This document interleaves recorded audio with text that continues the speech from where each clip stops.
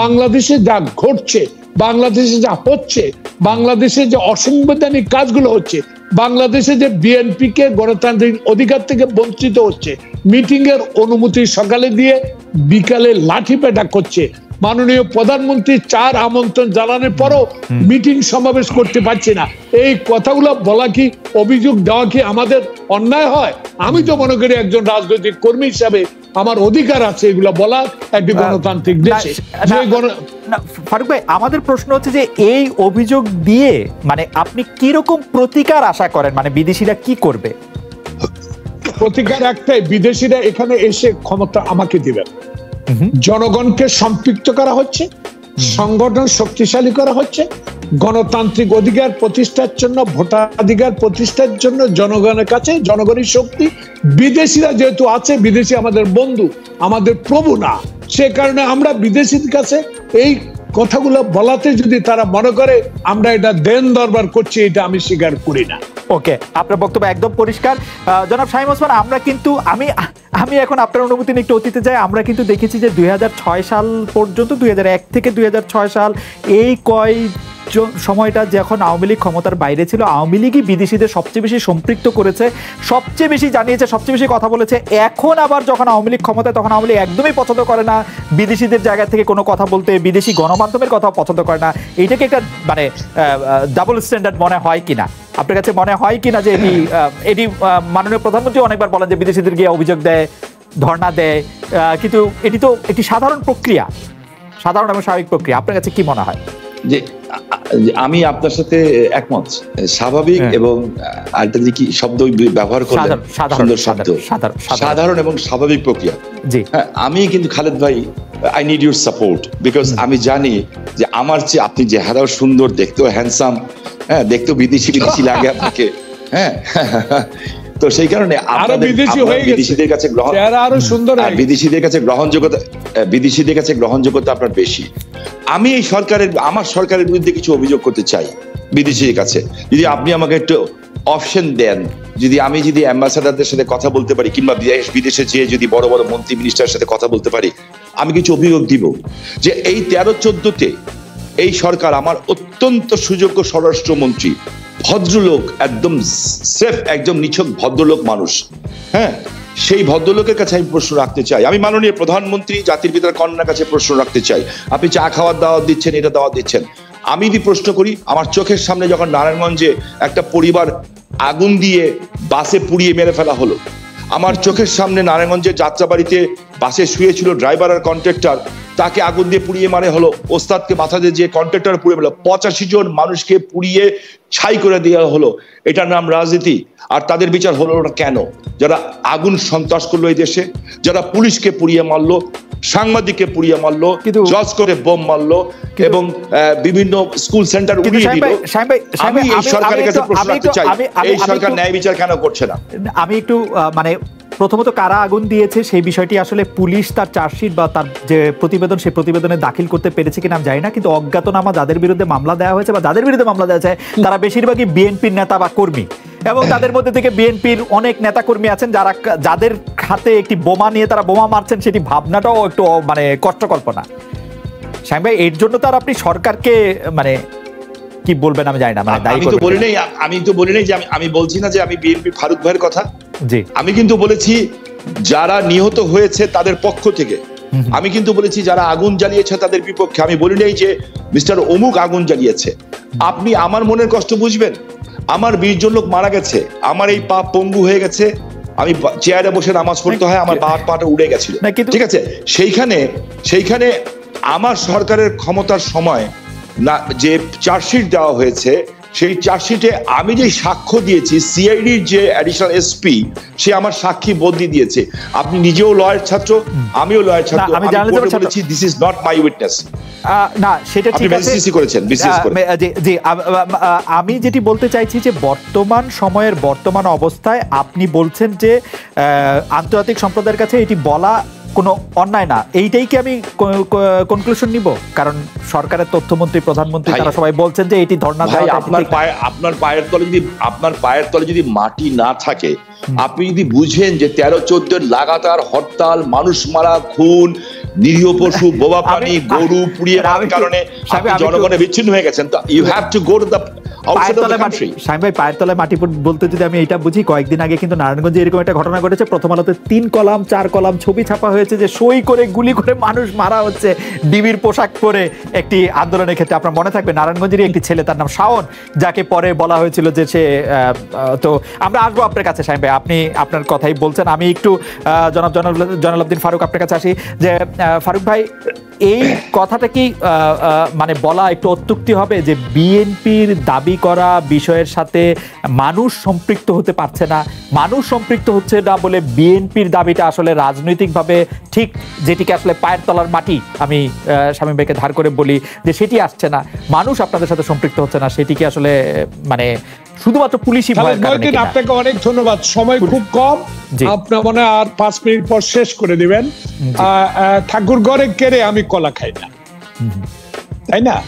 তা আমি আমার সম্মানিত স্বামী ওসমান সাহেব এবং এখন মাননীয় সংসদ সদস্য, যারা 154 জনকে বিনা প্রতিদ্বন্দ্বিতায় নির্বাচিত করে সরকার পরিচালনা করে, যারা 2014 সালে আন্দোলনের সময় বিহঙ্গন পরিবহনে স্বেচ্ছাসেবক লীগের নাম উল্লেখ করবে না, তাকে দিয়ে বোমবারে 10 জন লোক হত্যা করা হলো আন্দোলনকে বিচ্ছিন্ন করার জন্য, বিএনপির ঘাড়ে চাপিয়ে দেওয়ার জন্য।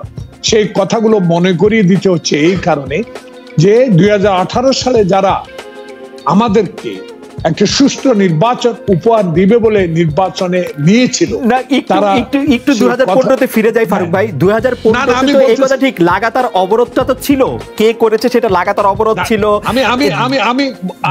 আমি বলবো, আপনার কথার উত্তর অবশ্যই দিব, ওই জন্য বলছি যে আপনি এখনো অনেক চতুর মানুষ। আমার বক্তব্য হলো, বিহঙ্গন পরিবারে উনি যে আগুন সন্ত্রাসের কথা বলেছেন, সেই কথার উত্তর আমি দিয়েছি। কারা করেছে? আওয়ামী লীগ স্বেচ্ছাসেবক, যিনি একজন বড় বিগ পোস্টে ছিলেন, যার বিরুদ্ধে এখন অনেক অভিযোগ উত্থাপন করে সব পদ থেকে তাকে বাদ দেওয়া হয়েছে, আমি নাম উল্লেখ করলাম না, সেই লোক দ্বারা এই কাজটা সংগঠিত করেছিল। তা আমি স্বামী ওসমানকে বলতে চাই যে আপনারা আমাদের ঘাড়ে চাপায়া দিচ্ছেন যেসব অন্যায় অবিচার দিলে। আর আপনার প্রশ্ন ছিল, আমরা দাবি দাওয়াগুলো জনগণের কাছে পৌঁছে দিতে পারি না, জনগণ গ্রহণ করে না। আমার বক্তব্য হলো, সংবিধান জনগণের জন্য, আর সংবিধান সংশোধন ও জনগণের প্রয়োজন অনুসারে। আমি বলতে চাই যে বাংলাদেশের বর্তমান প্রেক্ষাপটটা হলো, আমাদের দাবি তেল, ডাল, চাল, লবণ, ডিজেল, বিদ্যুৎ, এগুলার দাম বাড়াও, সাথে খালেদা জিয়ার মুক্তি, তারেক রহমানের দেশে প্রবর্তন সহ যে দাবিগুলো আমরা পেশ করেছি, সেই দাবিগুলো গ্রহণযোগ্য হয়েছে কিনা, খালেদ মহিউদ্দিন সাহেব, আমি আপনাকে সকল বাংলাদেশের মিডিয়ার ফুটেজ গুলা যদি দিতে পারি, যখনই 22 তারিখ থেকে দেখলো পাড়ায়, মহল্লা, গ্রামে, পৌরসভা, উপজেলায়, জেলায়, বিভাগে লক্ষ হাজার লোক বিনা লাঠি হাতে নিয়ে যখন আসা শুরু করলো, তখন এই মিটিং গুলা পণ্ড করে দেওয়া হলো। এখন বলা হয় তারা লাঠি নিয়ে, আরে লাঠি নিয়ে আসে তো আইন শৃঙ্খলা বাহিনীর সাথে, চাইনিজ রাইফেল দিয়ে শাওনকে হত্যা করা হলো, সাথে কারা ছিল? ডিবির পোশাক পরে। এগুলো আমি বলতে চাই না, এই কারণে আমি বলতে চাই যে আমি ছোট করে শুধু একটি প্রশ্ন করতে চাই। ধরা যাক আপনারা নিরপেক্ষ নির্বাচকের অধীনে নির্বাচনটি করতে চান, সেই দাবি যদি আপনারা জনগণের সামনে রাখেন, জনগণ আপনাদের সেই দাবির সাথে একমত হয়ে মানে একাত্মতা ঘোষণা করবে কিনা, যেভাবে একাত্মতা ঘোষণা করেছিল 1996 সালে 15 ফেব্রুয়ারি নির্বাচনের আগে পরে? আচ্ছা, আমি এই কথার উত্তর সরাসরি দিতে চাই। আপনার কথা উল্লেখ করে আপনি বলেছেন 50,000 লোকের মধ্যে 94% চেয়েছে যারা গুম করেছে, 55,000-এর মধ্যে 94% তারা গুম খুন করেছে, এটা বলেছে। আমার বক্তব্য স্পষ্ট আপনার প্রশ্নের উত্তরে।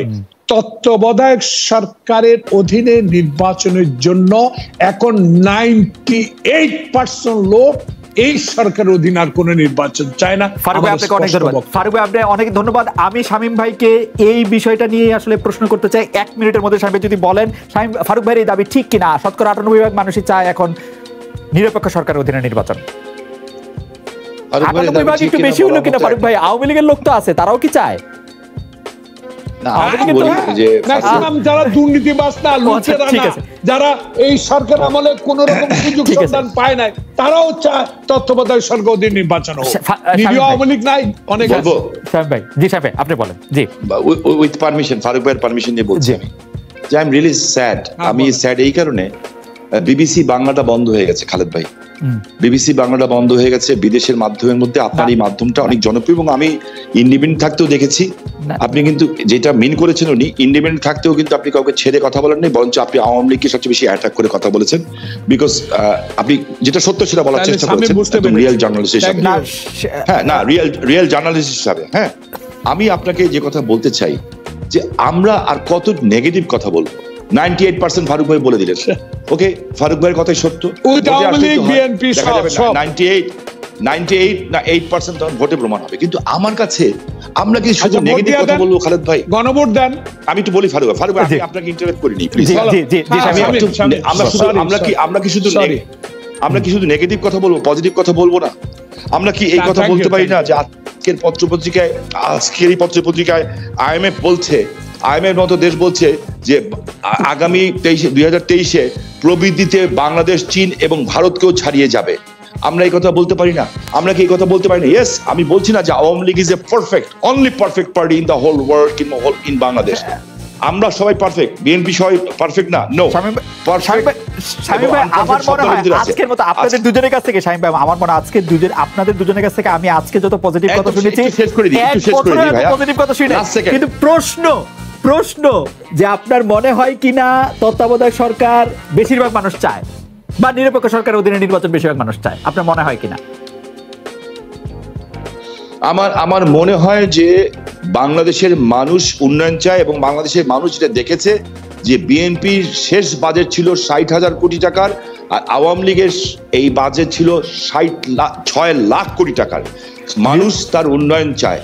ওই শামীম ওসমান কথা বলবে না ফারুক ভাই কথা বলবে, দ্যাটস নট মানে যেমন ইলেকশনই হোক, ইলেকশন যেমনই হোক, দেখতে চায় যেমন ইলেকশন হোক, যেমন না, মানুষ তার ভোটের অধিকারও চায়, এবং আমি নিজেও চাই যে ভোটের অধিকার হোক। আমি চাই না যে একটা ছাত্র সারা বছর লেখাপড়া করলো, সেও পরীক্ষায় পাস করলো, আরেকজন পড়ালেখা করলো না, সেও পাস করলো, এটা আমি চাই না। ওকে সাহেব, আপনাকে ধন্যবাদ। ফারুক ভাই, আমি 1 মিনিটে আপনার কাছে জানতে চাইবো, যদি বাংলাদেশের মানুষের শতকরা 98% একটি নিরপেক্ষ সরকার অধীনে নির্বাচন চায়, সেই নিরপেক্ষ সরকারের যে একটি ধারণা বা চিন্তা আপনাদের আছে কিনা, নাকি আপনারা সেটি পরে দিবেন? এটি অনেকবার বলেছেন, আমি আপনার কাছে আবার জিজ্ঞেস করছি, একটি নিরপেক্ষ সরকার ধারণা আপনাদের আছে কিনা? শেষ কথা, আপনার সময় নষ্ট করব না। আমি শামীম ওসমানকে ধন্যবাদ জানাই। দেশ প্রেম সবার মধ্যে আছে, ওনার মধ্যেও আছে, আমাদের মধ্যেও আছে, কিন্তু দেশপ্রেমের মধ্যে কিছু পার্থক্য আছে। আওয়ামী লীগের আমলে সে দেশপ্রেমটা আমি দেখতে পাচ্ছি না এই শাসন আমলে। সেখানে আমি বলতে চাই, তত্ত্বাবধায়ক সরকার তো 2-3বার এই দেশে হয়েছে। অতএব বাংলাদেশ জাতীয়তাবাদী দলের মুখপাত্র বিজ্ঞ মহাসচিব মহোদয় বলেছেন 2-1 দিনের মধ্যেই আলোচনা শেষে তত্ত্বাবধায়ক সরকারের রূপরেখা আবার দেওয়া হবে। ইনশাল্লাহ আপনি পরবর্তীতে শুনতে পাবেন। আপনাকে অনেক ধন্যবাদ জনাব জয়নুল আবদিন।